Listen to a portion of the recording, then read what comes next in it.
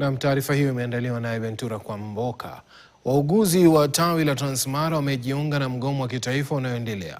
Wauguzi hao wakiongozwa na Dr. Philip Tunui ambaye ni naibu katibu mkuu wa chama cha kitaifa cha wauguzi wa Kenya, wamesema hawatarudi kazini hadi malalamiko yao ya muda mrefu yatatuliwe. Aidha, wauguzi hao wametaja masuala muhimu makuu ikiwemo kutotekelezwa kwa mkataba wa pamoja wa mwaka 2017 uliotiwa saini na baraza la magavana na waziri wa afya, huku pia ucheleweshwaji wa miongozo ya kazi na madeni ya mishahara ambayo haijalipwa tangu mwaka 2024 hadi sasa. Vilevile wauguzi hao wamesema kuwa kuna uhaba mkubwa wa wauguzi katika kaunti ya Narok, huku gavana Patrick Ole Ntutu akilaumiwa kwa kushindwa kuwaajiri wafanyikazi zaidi wa afya licha ya mizigo mkubwa wa kazi.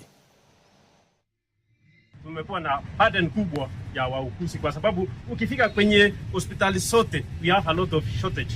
Na juzi county government wametangaza maneno ya kazi, lakini mpaka saa hizi hawajakamilisha.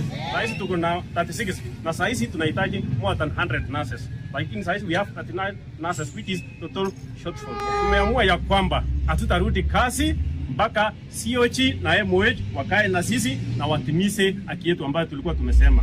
Niko hapa Kilgoris, nimeleta mgonjwa, hata hakuna madaktari. Tunashangaza tutaenda wapi sisi wananchi? Tafadhali serikali ingilie maneno, madaktari warudishwe, maana wagonjwa wetu wanaumia sana. Sasa hivi sijui hata nipeleke wapi mgonjwa, manake nilikuwa nategemea SHA, sina mahali ya kupeleka.